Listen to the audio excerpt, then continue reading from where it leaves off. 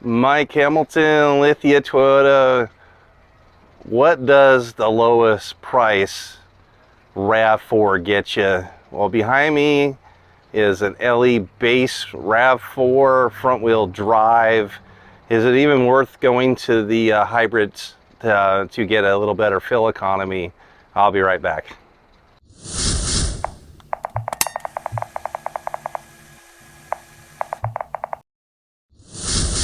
So 2022 RAV4 LE front wheel drive, still has a 2.5 liter 4-cylinder engine on an 8-speed transmission.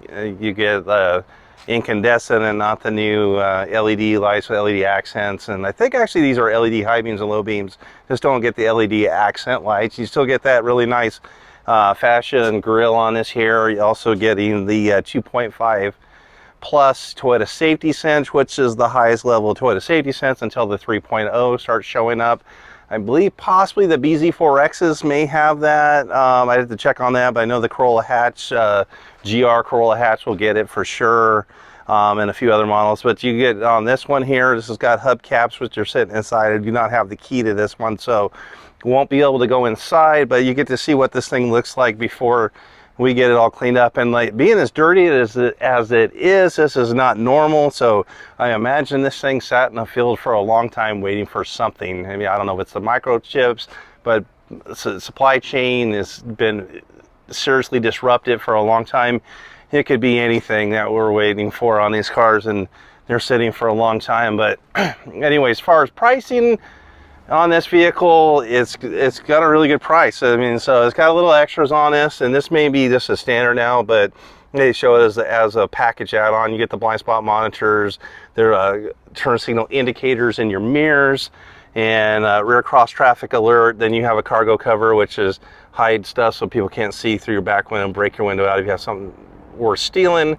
And all-weather floor liners and cargos, that's all kind of extra. So if it was stripped down completely, maybe that would be missing. But with after destination, $29,139, so just under $30,000. Again, these are going to be cloth seats, but still everything else is still the same. You still have Apple CarPlay, Android Auto, liftgate. It's going to be strut assisted, which is not a big deal. You get it up about 6 inches, then it starts going up by itself. You still get the windshield wiper on the back, again XM radio, Apple CarPlay, Android Auto, the Safety Connect, all the nice stuff that you would get in any other one of these vehicles. And then if you look at the fuel economy on this thing here, 35 on the highway, 27 in the city, and 30 combined.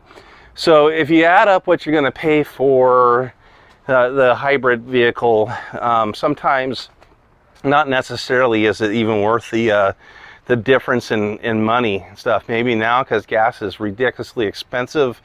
If you know it's come down a few cents here, I think of that federal tax cut, but that's nothing, 18 cents or something like that. But other vehicles, like if you're thinking you're going to save money by buying a full electric, well, that's just a pipe dream. Electrics are extremely expensive. So if you were to buy this versus a crossover electric that's similar to this, so you're talking about like the BZ4X or the Volkswagen ID4 or the Tesla Model Y or any of those vehicles like that, you're talking about vehicles that are between $45,000 and $60,000.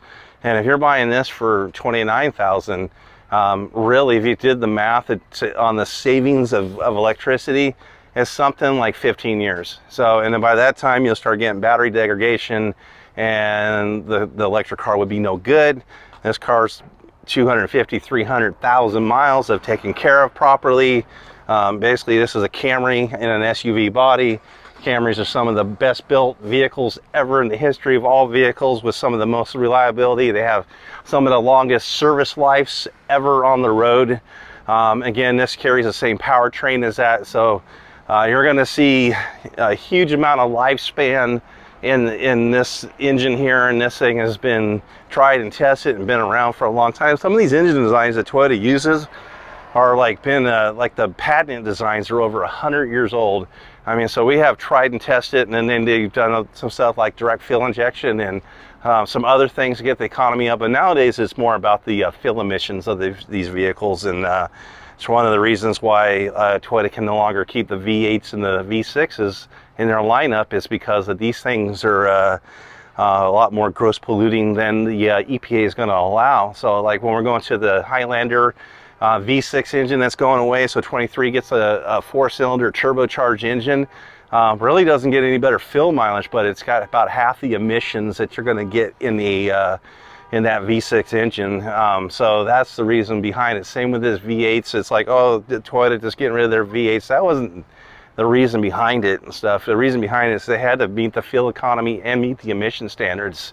So that's why they went to the dual turbocharged V6 engine, and then you could even get the hybrid system. It gives you incredible amount of power, 479, or was it 437 horsepower, 509 foot-pounds. The standard engine is 386 horsepower and 479 foot-pounds, and then there's an SR that gives you a little less. But on this vehicle here, you need the size, a good, nice, roomy vehicle with cargo for 5 people. This is a nice vehicle, and even this will come under, so you know, the all-wheel drive versions of the Corolla Cross. Like this is something like an all-wheel drive Corolla Cross LE is about the price of this. So if you don't really need your all-wheel drive, like you don't really live in snow country where you need that all the time, always customers here want it. You know how many times I've really needed my 4-wheel drive in my truck in all the years I've owned it?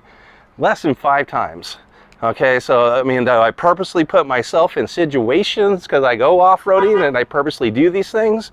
Yeah, I put myself in situations on purpose.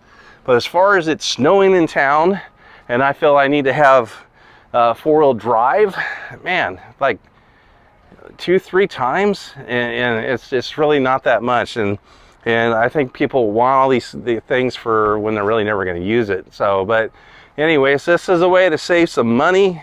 Get yourself a vehicle that serves the purpose, moves people, has room for storage, gets decent fuel economy, has 5-star crash safety rating on it, and just a good overall reliable vehicle that could give you 10 years of uninterrupted service with like virtually no problems at all, and it's been out for a long time, so we're not going to see recalls and other things like just happened to the BZ4X. It's on indefinite recall because of a hub and a wheel might fall off. So, but that's problems that happen when there's new generations, a brand new build, millions of dollars, billions of dollars in research. So anyways, but this is just an overview of a base model, where they start, and this is where it goes up from there. Well, thank you again for watching. We'll see you next time.